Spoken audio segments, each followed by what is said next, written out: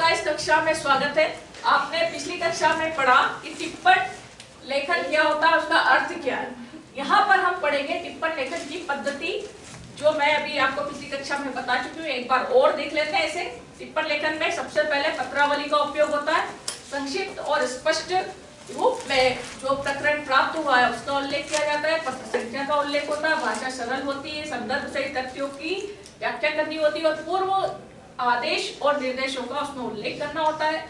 अनुच्छेद में लिखते हैं, मतलब पैराग्राफ में टिप्पण लिखते हैं और तथ्यपरक आंकड़ों को उसमें देना पड़ता है। साथ में निष्कर्ष और अन्य पुरुष में लिखा जाता है। निष्कर्ष देना पड़ता है कि ये जो प्रकरण प्राप्त हुआ है इसका निराकरण क्या होगा, ये निष्कर्ष। तभी तो वो अधिकारी आगे जाकर उस पर अपना निर्देश या निर्णय दे पाएंगे, है ना। ये सारा कार्य किसका होता है, जो लिपिक होता है, जो बाबू होता है या अधीक्षक होता है कार्यालय का, उसके द्वारा होता है। आगे टिप्पण के प्रकार। टिप्पण के प्रकार में नेमी या प्रशासनिक टिप्पण, विभागीय टिप्पण, स्वतःपूर्ण टिप्पण, सूक्ष्म टिप्पण, अवधि प्रधान टिप्पण, अनौपचारिक टिप्पण और संपूर्ण।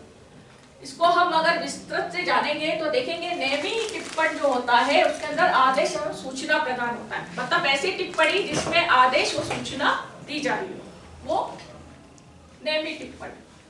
विभागीय टिप्पण मतलब विशेष प्रकरण पर सरकार ने अनुदेश प्राप्ति होती है। मतलब क्या होता है कि ये जो कार्यालय है, जैसे कलेक्टर कार्यालय या हमारे कार्यालय द्वारा कोई टिप्पण दिया गया, लेकिन उसमें हमारा अधिकार क्षेत्र नहीं है निर्णय लेना, तो हम क्या करेंगे, सरकार के किसी उच्च विभाग में अपनी जो पत्रावली है वहां प्रेषित करेंगे। तो ऐसा टिप्पण जो होता है वो सरकार के अनुदेश के प्राप्ति हेतु होता है। स्वतःपूर्ण टिप्पण जो अपने आप में पूर्ण हो, यह अधिकारी वर्ग द्वारा लिखा जाता है। जैसे ही प्रकरण अधिकारी के पास गया, उन्होंने देखा, तो वो या तो सीधे लिख देंगे स्वीकृत, या ये लिखेंगे इस पे चर्चा करें, या ये लिख देंगे कि इसके संबंध में और जानकारी उपलब्ध कराएं, ऐसा लिखेंगे।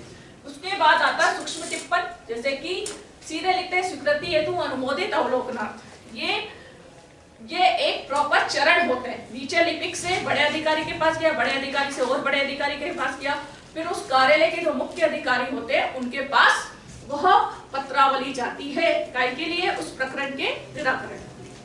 अवधि प्रधान टिप्पण मतलब अवधि या अर्थ रसीद या प्राप्त पत्र की गई कार्रवाई से।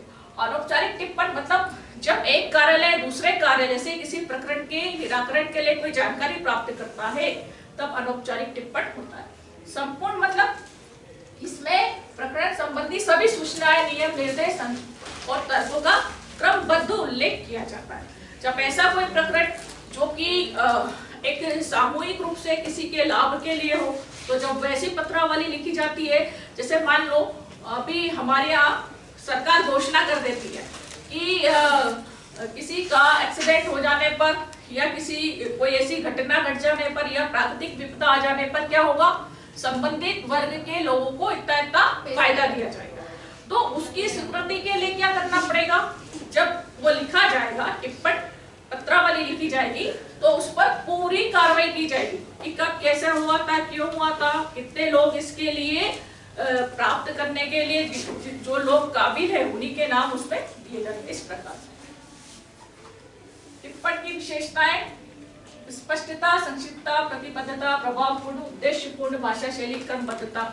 सीधी सी बात है कि जो टिप्पण आपने लिखा है उसको स्पष्ट होना चाहिए। अगर अस्पष्ट लिखते हैं या अगर प्रकरण का पूरा अपन निराकरण नहीं करने के उद्देश्य से लिखा, आधा अधूरी बात हमने अधिकारी के पास पहुंचा दी, तो उस पर क्या होगा, सही निर्णय नहीं हो पाएगा। संक्षिप्तता मतलब जो जानकारी दे वो संक्षिप्त में दे, बहुत पूरी उसकी जो पत्र है उसकी पूरी भाषा का प्रयोग वहां नहीं किया जाता। प्रभावपूर्ण शैली होना चाहिए। प्रतिबद्धता मतलब सही जानकारी हो। प्रभावपूर्ण मतलब जो भाषा शैली और प्रभावपूर्ण हो, जो अधिकारी के सीधे समझ में आ जाए और उनको लगे कि हाँ इस पर निराकरण किया जाना चाहिए। उद्देश्यपूर्ण मतलब निराकरण होना चाहिए। उद्देश्य क्या होगा, उस पत्र का जो प्रकरण आया है उसमें जो समस्या है उसका निराकरण होना चाहिए। भाषा शैली औपचारिक होती है और जो सरल भाषा शैली होनी चाहिए, जो कार्यालयीन भाषा शैली होती है उसी का उपयोग। और क्रमबद्धता मतलब एक पैराग्राफ, 2, 3 जो पैराग्राफ है तो सबसे पहले उस व्यक्ति की जानकारी, फिर प्रकरण की जानकारी, फिर उसमें क्या नियम है, इन सब के बारे में बताया जाता है। क्या क्या ध्यान रखना चाहिए, तो प्राप्त पत्र का विवरण, संख्या, दिनांक, आदि लिखना चाहिए। मूल प्रकरण की समस्याओं को प्रस्तुत करना चाहिए। पूर्व में की गई कार्रवाई को बताना चाहिए। संयत और स्पष्ट भाषा हो, संक्षिप्त और अर्थपूर्ण हो, दोहराव ना हो, मतलब एक ही चीज को बार बार नहीं दोहरा रहे हो। विषय उद्देश्य की स्पष्टता हो। अनुच्छेद में विवरण, मतलब पैराग्राफ में विवरण। टिप्पणी लेखन करने वाले व्यक्ति के सूक्ष्म हस्ताक्षर, जैसे ही वो नोटशीट लिखेगा तो आखिरी में वो अपने साइन करेगा किसके द्वारा टिप्पण लिखा गया, क्योंकि आगे की अगर कोई जानकारी अधिकारी को लेनी होगी तो वो उसी व्यक्ति के पास वो फाइल जो है, जो पत्रावली है, उसी के पास भेज देंगे। ये टिप्पण का उदाहरण है, इस प्रकार से लिखा जाता है। देखिए पैराग्राफ वाइज लिखा गया, मतलब ये प्रारूपण वाली तो आगे के टिप्पण का प्रारूप कैसे, उदाहरण कैसे, इस प्रकार से लिखा जाता है। धन्यवाद, बहुत बहुत धन्यवाद। आपने व्याख्यान